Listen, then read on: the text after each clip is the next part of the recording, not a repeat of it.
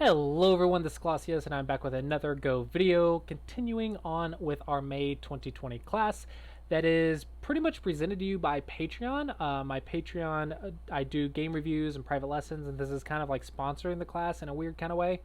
But yeah, so thank you to all the patrons who are making this kind of series for me possible.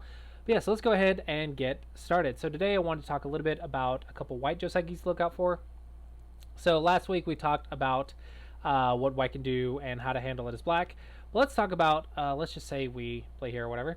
Let's talk about some stuff that we might deal with as white. So everyone knows that a lot of people like to play 3-3. If I were you, I'm not going to give you like perfect answers like pros would, but at the same time, I'm going to try to do things that, or give you things that you can utilize at your own level. So if I were you, I would block this direction. According to the AI, this one or this one actually doesn't really matter. The difference is extremely small according to AI. However, personally, I find blocking this way better and then trying to get Sente with this variation. This is the Joseiki. If you don't know the Joseiki, watch my 3-3 Joseiki videos, watch some pros 3-3 Joseiki videos. But this is pretty much the basic of the Joseiki. To get Sente is you play this move, and your opponent plays here, and then you Tanuki. And I do recommend actually playing an extension. I think it's easier to utilize. Now, I used to think that 5-space extension was the one to play here, and always thought that thickness wants an extension. You want to expend 5 spaces. This was kind of like the normal thing to do back in the day. However, with updated information, with new AI, the new meta, I think the 4-space extension would be a little bit better here.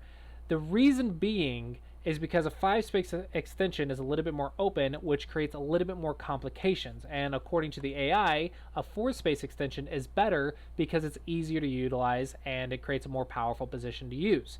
So this part of the AI I'm actually going to agree with, because even if the 5-space extension is still usable, I do think this would create less complications, and I'm a big fan of simplifying the game for yourself. So in this case, I do still recommend getting an extension from the thickness here. AI doesn't necessarily say that you have to do that. I'm not sure if I'm on board with that yet or not. Not because I think the AI is wrong, of course, but because I'm not sure how to utilize that new information yet. Like the AI might say, go here or something instead, or something else. Like if there's something urgent, then yeah, of course I would just leave this because I know that I can. Like if this was like super weak, then yeah, maybe I'd go to attack this. But let's just say all things being even, and I'm just playing a big move, I would kind of want to get this move simply because it'll make the game easy for me to use. So because I'm not a pro, I don't have to play the absolute best move as long as I'm playing good moves. So my recommendation is, if your opponent evades a 3-3, is to block the direction of the open side.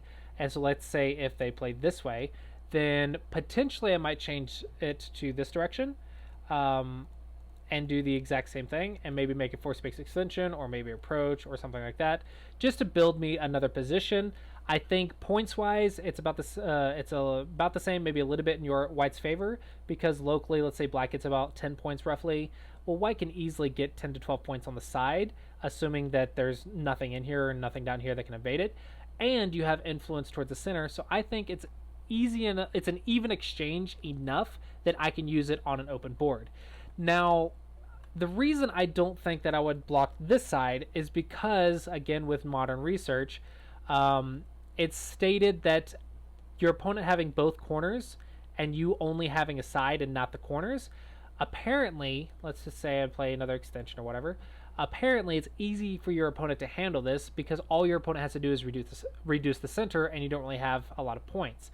Now, it's not saying you can't play this way. If you feel comfortable playing this way, then play this way. It honestly doesn't make a big difference. But the new kind of meta game, I guess, is to block towards the open side. So this is what I'm going to recommend for now until I get more information. But let's say if you disagree with this, it's perfectly fine. The difference between this and this is actually really small. Another option you can consider is actually the double Hane. If, let's say, for example, you already have stones on this side, then it's not going to be a huge deal. I don't know. I'm not convinced that I'm right on this, but it's not going to be a huge deal for you to take points in the corner. However, one thing I don't like about this personally is I don't like how it kind of breaks these two's position, the combination here. It feels like to me it kind of breaks the combination. So I feel like I don't like this position with this Joseki. But it's still another thing that you can consider if you like that or not. But personally, I think this one's the easier one to use. And I think this is what I would do. There is, of course, a lot more Josekis, like there's Hanes and stuff to think about. I do recommend studying those, watching lectures on those. There's a lot of new 3-3 Josekis to learn. So I unfortunately do not have the skill to teach that yet, in my opinion. And I don't know all of them inside and out. So I'm not really comfortable teaching all of that. So I'm just kind of teaching the main branches that I know. But I do highly encourage you guys go out there and watch pro videos on the new 3-3 variations or videos on new 3-3 stuff, because there's so many new variations and it's a lot of cool stuff and a lot of new stuff. So a lot of new variations to learn. And the 3-3's pretty much been completely redone. Everything you knew about the 3-3 before AlphaGo, it's just completely outdated. So there is a lot of new modern 3-3 stuff to learn, and I highly recommend you learn it. But for now, for the purposes of our class and opening, this is kind of my recommendation: is play the Sente, the Joseki to try and get Sente, and then play an extension. I think it's easier to use, even if it's not the absolute best move. I think for an amateur, it's a lot easier to utilize. The exception being if there's some urgent or weakness thing on the board, then maybe you can do that. The reason I'm not using this one specifically is because when black defends, you have to defend. And then maybe your opponent goes and does something or something. But let's say the situation is different on your board, then you can Tanuki this and still be fine. But if you want to respond locally, I think a force space extension will make it easy to utilize and easy to use.